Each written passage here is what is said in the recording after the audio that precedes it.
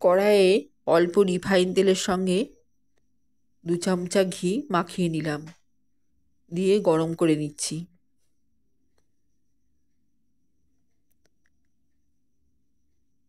এতে কাজু বাদাম দিয়ে হালকাভাবে ভেজে নিচ্ছি।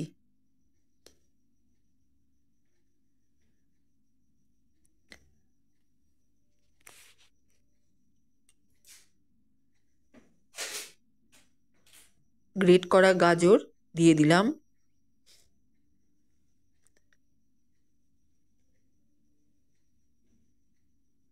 গাজর নাড়াচাড়া করছি, রসটা টেনে নেওয়া পর্যন্ত নাড়াচাড়া করছি।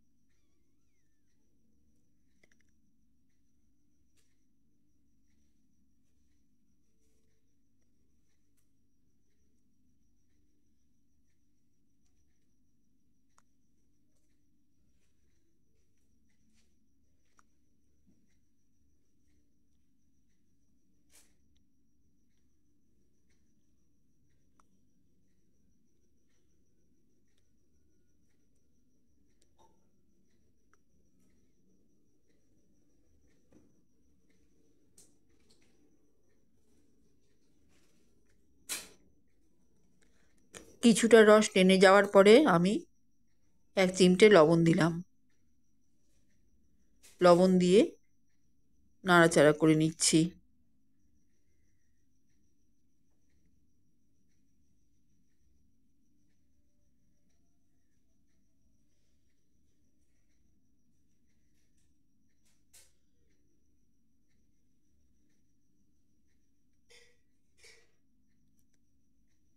এবার এতে সামান্য মুগ ডাল ভাজা ছড়িয়ে দিলাম।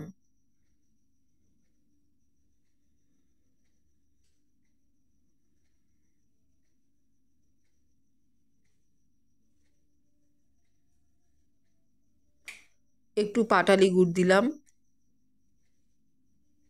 মুগ ডাল আমি ড্রাই রোস্ট করে নিয়েছিলাম।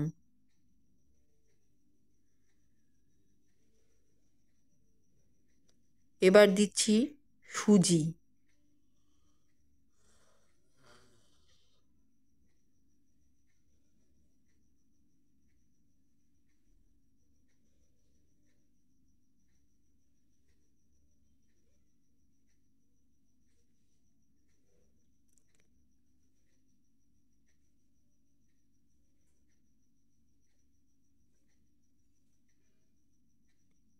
সুজিটা আস্তে আস্তে মিশিয়ে নিচ্ছি।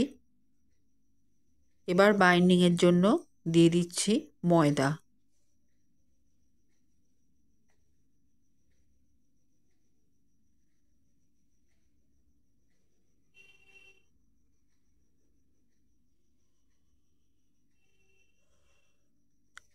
ময়দা দিয়ে শুকনো শুকনো করে নিচ্ছি মণ্ডটা।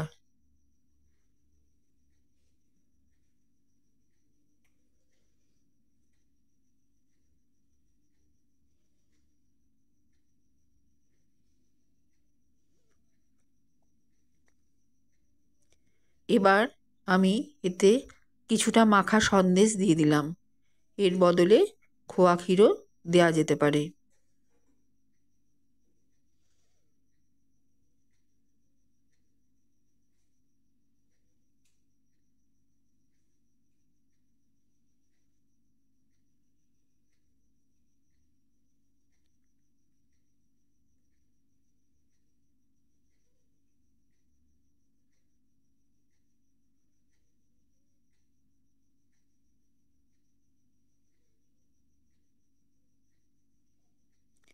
এইভাবে শুকনো শুকনো করে নামিয়ে নিচ্ছি।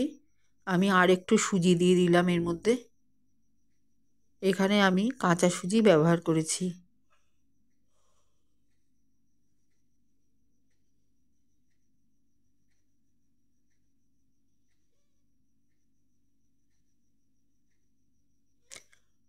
দু চামচা মতো গুঁড়ো দুধ দিয়ে দিলাম। সব দিয়ে আবার আমি এটাকে শুকিয়ে নিচ্ছি। রসটা মোটামুটি টেনে গিয়েছে, আর একটু পাক দিয়ে নিচ্ছি।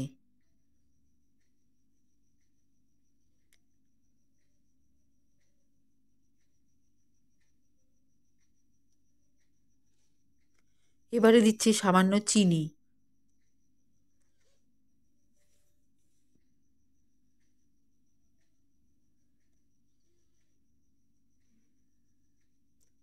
এদিকে আমি এই মাখাটা, যেটাকে পাক দিয়ে নিয়েছি গাজরটা, সেটা ভালো করে পিঠের মতো করে, পুলির মতো করে গড়িয়ে নিয়েছি। হাতে তেল মাখিয়ে গড়িয়ে নিয়ে বিস্কুটের গুঁড়োয় আমি গড়িয়ে নিয়েছি। পাক দেওয়া গাজরটা আমি হাতে ঘি লাগিয়ে পুলির আকারে গড়ে নিয়ে বিস্কুটের গুঁড়োর মধ্যেও গড়িয়ে নিয়েছি।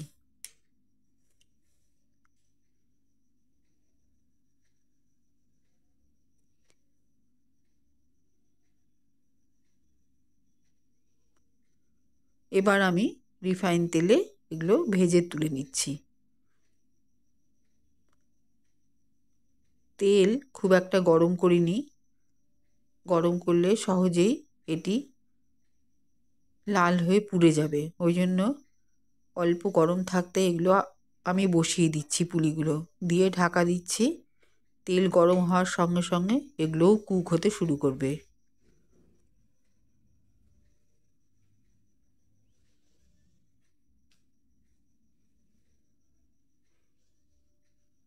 অনেকটা হয়ে এসছে আমার।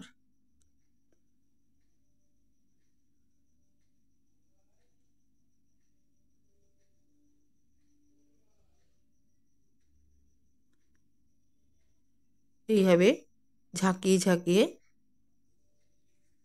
আমি পুলিগুলোকে মাখিয়ে নিচ্ছি তেলটা, গরম তেলটা। এইভাবেই পুলিগুলো নিচটা ভাজা হয়ে গেলে নিজে থেকেই উঠে আসবে।